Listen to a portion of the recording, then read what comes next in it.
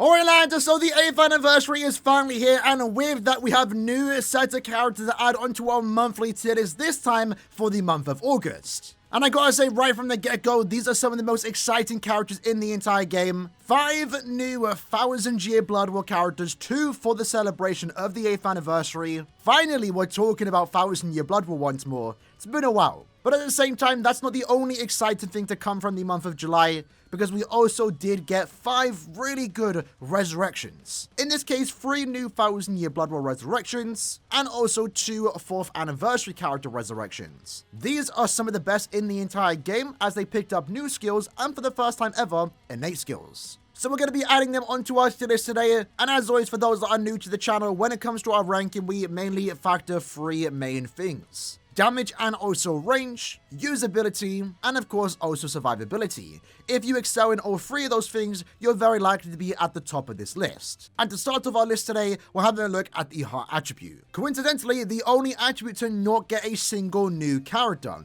and that's kind of fine. Heart is in a pretty good position, of course receiving Swimsuit Rangiku last month, and still some of the better characters in the entire game, with Yoruichi, 6th Anniversary Aizen, Parasol Bruno, and of course also 1000-year Blood War round 16 Ichigo. So yeah, like I said, they're in a good position right now. They aren't in a desperate need to get a new amazing character. So for this time, I'm fine with Heart not getting a single new character, at least from the month of July. But that's not the only thing we did get in the Heart attribute, because we did get 2 new resurrectable characters. In this case, we have 1000-year Blood War Soifon, who is currently sitting at the top of A tier. Now in her case, she's always just been a solid character that's unfortunately been lacking guard break, and that's what's almost held her from being an S tier character. And with her resurrection, she doesn't get guard break, but what she does get is a particular set of skills to make her the best character in her niche. And that niche has been in the merely Aaroniero guild quest, because over the last 3 or so years, that's realistically the only place she's actually been used in. The reason because she has a good damage output, she had a crowd control SA2 with a boost effect that not only increases her magnifications, but also boosts your team's attack, focus, and defense by 33%. To make her usable in that particular modes, you would want to give her freeze immunity by a bonus ability or links, and pair her well with another good Aaroniero killer. And for that particular guild quest, there's been no better booster than her. So it was really nice to see with this new resurrection, the skills that she did pick up was solely focused for that aspect of the character. Because the 2 new skills she did pick up, for starters, was the booster skill, therefore turning her 33% attack, focus, and defense boost effect into a 43% attack, focus, and defense increase. That allows herself to do more damage, but most importantly, the role of the character, allowing your teammates to do even more damage. It's one of the main reasons why characters like Yuha and also Shinji are really good in guild quest content. It's for that boost effect, and she is no different. Alongside that, she also got for the first time ever an innate ability, and that made it so she's now immune to freeze, which is good. In a normal situation, that would be kind of lackluster, bad even, but in her case, where she wants to be used, the immediate Aaroniero guild quest, there are freeze poles on the map, so now that she's immune to it, and also boosting your team's attack by even more, makes her overall a way more solid character. And lastly, she also then did get a pretty good soul trait, gets an additional 20% non-attack damage if you are at full stamina, which given the fact that she does have a good crowd control SA2, is quite easy to fulfill. You're still not really going to take it into normal content. She's still ideally only ever going to be one to use in maybe Senkamon and of course also guild quests, but she's always been the best at that niche, and now she's got it even better. So as for her guild quest potential, I am going to move her up into S tier, probably around tier near the bottom. It's overall a very solid upgrade, and I'm very happy with the outcome that she did get. It clearly shows that Caleb knew where she's been used in, and once more they made her the best in that niche. For our next character, we have 4th anniversary final Getuka Tensho Ichigo, aka Mugetsu. One of the better characters on release 4 years ago, has now finally received the resurrection, and I was kind of nervous going into resurrection. I didn't think he would get the special treatment that 1000-year Blood War characters get, and by that I mean getting 8 skills and also an innate skill. Lucky for him though, he did get that, and essentially got everything he wanted. With his new resurrection, he picked up a new skill, and that skill is 20% Berserker, so 20% more strong attack damage. Always love to see that. Alongside with his innate skills, he got a 20% Havoc, which increases the range of his strong attacks by 20%, and then his soul trait, very similar to Soifon, when at full stamina, he gets an additional 20% strong attack damage. So overall, with his upgrade, he got 20% more range, and assuming you can stay at full stamina, 40% more damage. That's really good, and the character itself has a good set of strong attacks. It's still, of course, nothing to make him super amazing,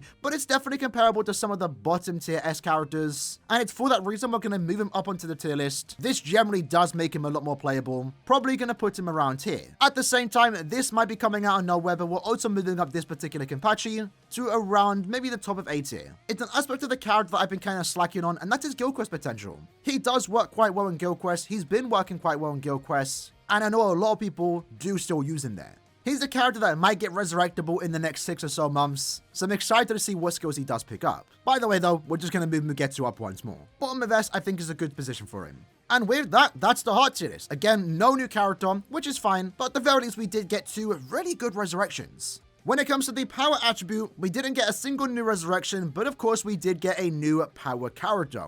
And what you will see here is that power has needed a new character.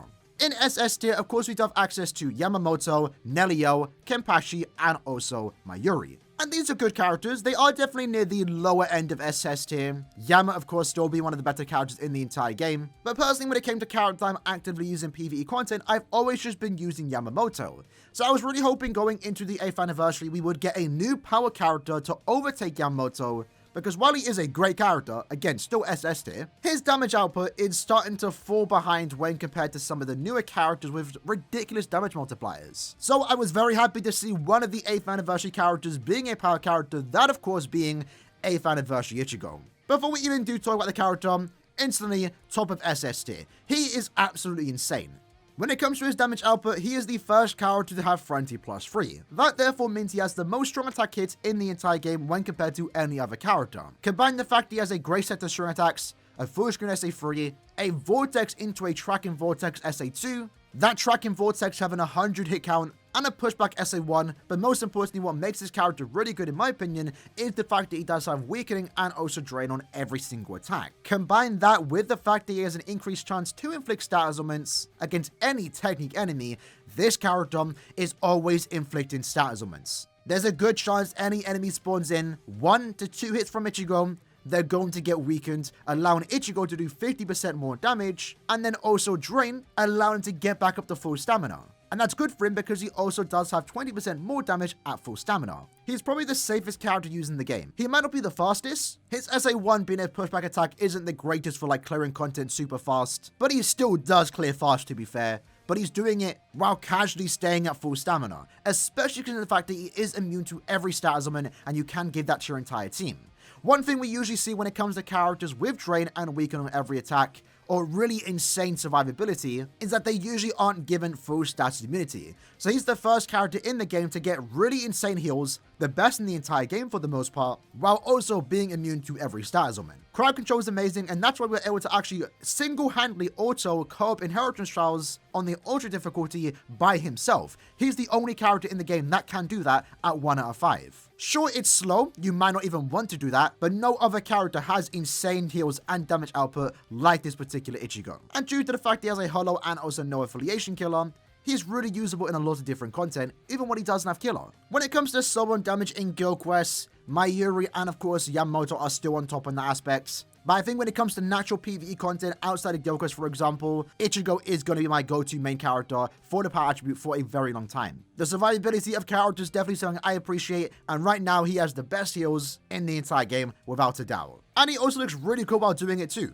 Really great visuals on this particular character. But that's essentially all we have to talk about in the power attribute. There's no new character adds here. I was thinking about moving Mayuri down since he is mainly here for his soul and damage, but his soul and damage is still great. We are getting a new guild quest difficulty in around 3 to 2 months time, and depending on if that kills New King, then I might move Mayuri down. But depending on how that guild quest difficulty goes, we might have to make quite a few changes onto this tier list. Next up, jumping into the Mind attribute. And Mind is in a kind of bad position. We spoke about it last month. Mind needs new good characters, just like Power has needed a new good character. And then once more, I was really hoping going into the 8th anniversary that one of the other anniversary characters will be dedicated to the Mind attribute, and we can happily say that with this new version of White. But before we do talk about him, let's talk about the newest resurrectable character in the Mind attribute. First up, 1000-Year Blood War Aizen. In his case, very solid upgrade.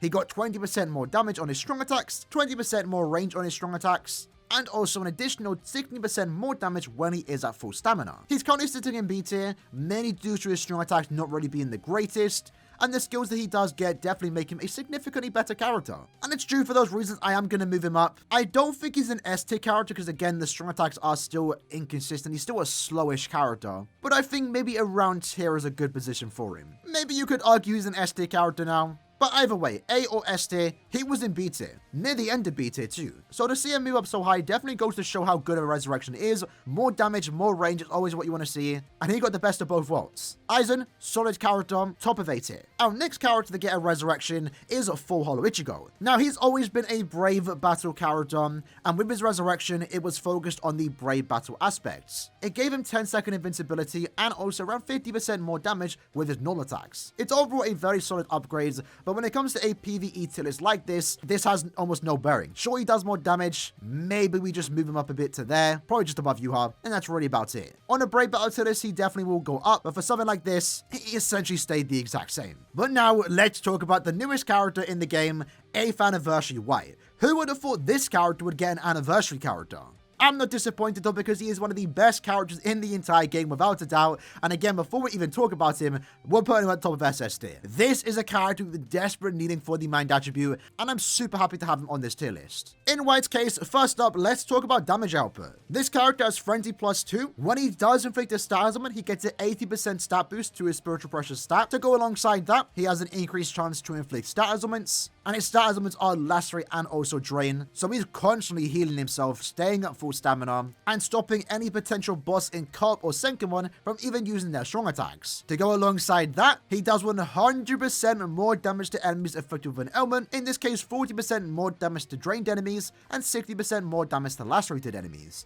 So he's constantly inflicting stat ailments, constantly staying at full stamina, has a good set of strong attacks, it's a very interesting kit and I do like it, and just like Ichigo, he's also immune to every stat ailment. So when it comes to strong attack damage output and also survivability, once more, best in the class. However, this character has more usage, and that mainly comes from his Soul Bomb damage. Since he was given the SP boost, he also does have Bombardment +1, so his Soul Bomb hits 8 times, with weakened defense, and remember 100% more damage to the enemies he inflicted with a stat ailment. He also does have 30% more damage on his Soul Bomb, and that allows him to nuke very, very hard in Guild Quest content to the likes of 1000 Year Blood Boy Yamamoto. The only difference is that this character has more damage, better survivability on his strong attacks. He's absolutely insane. He's without a doubt the best SP character in this attribute, but also doubles down as a nuker for potentially 4 weeks of Guild Quest, because he has Soripa and also no affiliation killer.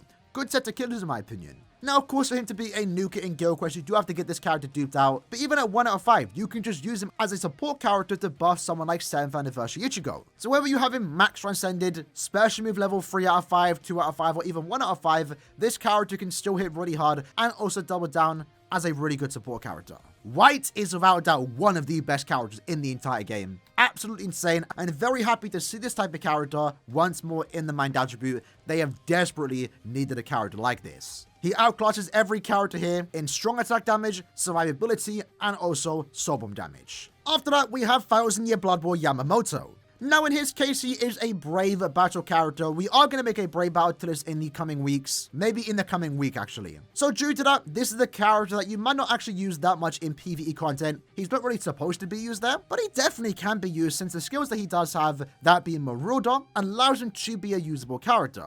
Now, I'm going to put him in S tier. He's an easy S tier character, probably around here. He is a mini nudge character, so you are somewhat limited in where you can use him, but he has a high damage output, and he's also, and this is the main reason why I'm putting him this high, he has the unique effect of when going against hard no affiliation enemies, he's guaranteed to inflict paralysis, which is the first time we've ever seen a character guarantee to inflict stat ailments, and that might be quite insane for IT, even though he is a mini nudge character. I will say though, it might be a bit weird to put someone as cool as Yamamoto below Abirama, for example, but at least Abirama has a very good niche in Guild Quests. Yamamoto, you know, we can actually put him higher.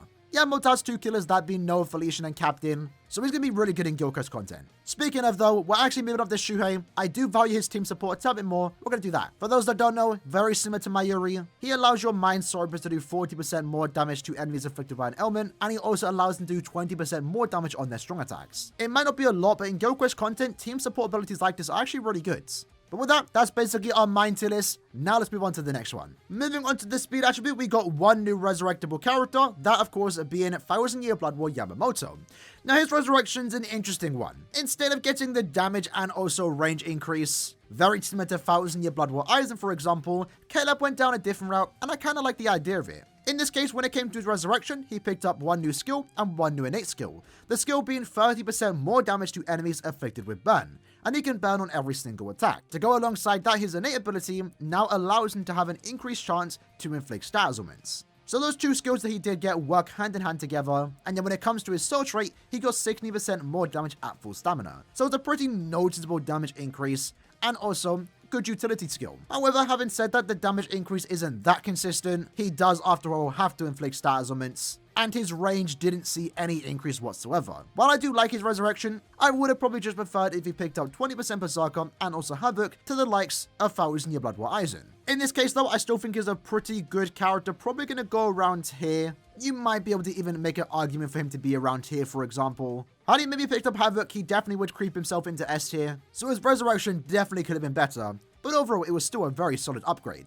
And next up, it's finally time for us to add one of the more exciting characters from this entire anniversary, Yachiru Unohana, one of the more iconic characters in the game, releasing back in 2019. She was absolutely the best character in the entire game. And I'm happy to say that this version of Unohana, while being significantly better, again 5 years have passed, she's an SP character and she's also once more one of the best characters in the entire game, instantly going above Macy as the new best speed character. She is amazing. And there's many reasons for that. Once more, let's have a look at her damage output. In her case, she has Frenzy +2. When you inflict a stat ailment, she gets an 80% stat boost to her Spiritual Pressure stat. When at full stamina, she does 20% more damage. And for the first time ever, a character with 2 soul traits on release. 12% recharge and 20% more strong attack damage. So that once more is really good for herself. Now, one thing she does lack is an increased chance to inflict stat ailments. And that's kind of unfortunate, but in her case, it really doesn't matter.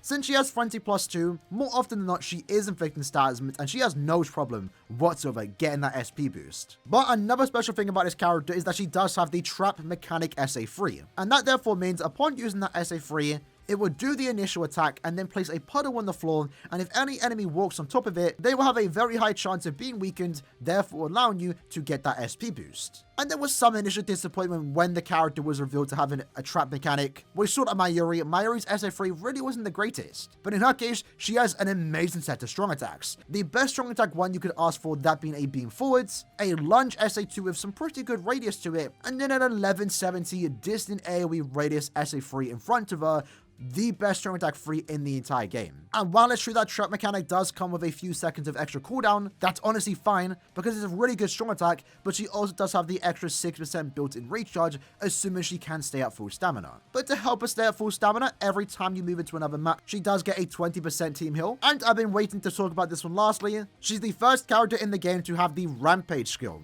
And this essentially increases her overall damage output by 2% for every kill that she does get, and this caps out at 100%. So a character with Frenzy +2, some of the best strong attacks in the entire game, an SP boost, which you can easily keep thanks to her Frenzy +2 and trap mechanic, extra built-in recharge, more damage at full stamina, and also a 20% strong attack damage soul trait, and then you can now somehow double her damage after getting 50 kills, which in her case is super easy to do. The damage output this character can dish out is absolutely insane. She's without a doubt one of the best characters in the entire game, while also having some good utility, right? She has long stride, she has poise, marauder, and she's immune to every stat ailment. She doesn't have insane heals to the likes of, Uryu, for example, but I don't think that really matters. Plus, one of the more exciting things about this character is that she was given 2 killers, that being Sorry But and also Captain. It's a good killer to have, and we're potentially finally starting to see our best Captain Nuka in a guild quest that has desperately needed a character like this. I'm super happy to finally get a new 1000-Year Blood with Unohana, especially one set in the past, makes her feel a tad bit unique. She has insane animations,